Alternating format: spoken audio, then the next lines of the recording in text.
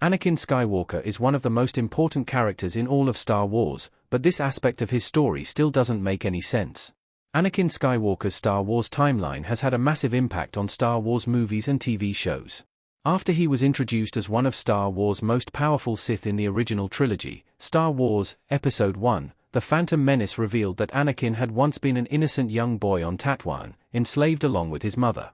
Even more shockingly, Anakin was revealed to be the Chosen One, a being prophesied to bring balance to the Force and destroy the Sith. Star Wars, Episode II, Attack of the Clones and Star Wars, Episode III, Revenge of the Sith then chronicled Anakin's complex fall to the dark side, revealing how he became so corrupted over time. Despite how much has been revealed about Anakin Skywalker's story, though, one key part of his fall to the dark side remains perplexing. Anakin Skywalker slaughtered the Tuscans, but didn't fall to the dark side. How did Anakin tap into his hate without turning to the dark side? In Attack of the Clones, Anakin finally heeded the visions he had been experiencing as nightmares about his mother dying and went to Tatooine to make sure she was safe. Unfortunately, he found that his predictions had indeed been correct, as his mother had been taken captive by the Tusken Raiders and hadn't been recovered, despite rescue efforts. Intent on finding her, Anakin tracked down the Tusken Raiders' camp and found his mother tied up and clearly suffering from multiple injuries. When she died in his arms, Anakin tapped into his rage and hatred and massacred every one of the Tusken Raiders in the camp, famously telling Padme that this included the men, women, and even the children. In truth, this moment wasn't all that surprising. Anakin's future as Darth Vader was already known, and there were a number of nods toward the Sith Anakin would become. What was shocking was that, somehow, killing an entire camp of Tusken Raiders, including innocent children, did not turn Anakin Skywalker to the dark side. That turn wouldn't come until Revenge of the Sith, years later. The fact that this violence didn't immediately turn Anakin to the dark side seems to contradict what has been revealed about the nature of the dark side.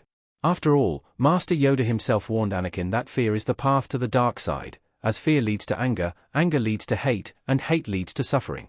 Yet, in Attack of the Clones, Anakin tapped fully into his anger and hate, and he remained on the light side.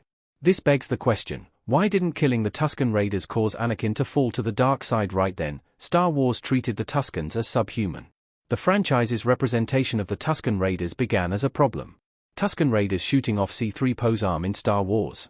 I still find it rather odd that Anakin was able to slaughter the Tusken Raiders and remain on the light side of the Force, so much so that he went on to become a Jedi Knight, have a Padawan, and defend the Republic in the Clone Wars.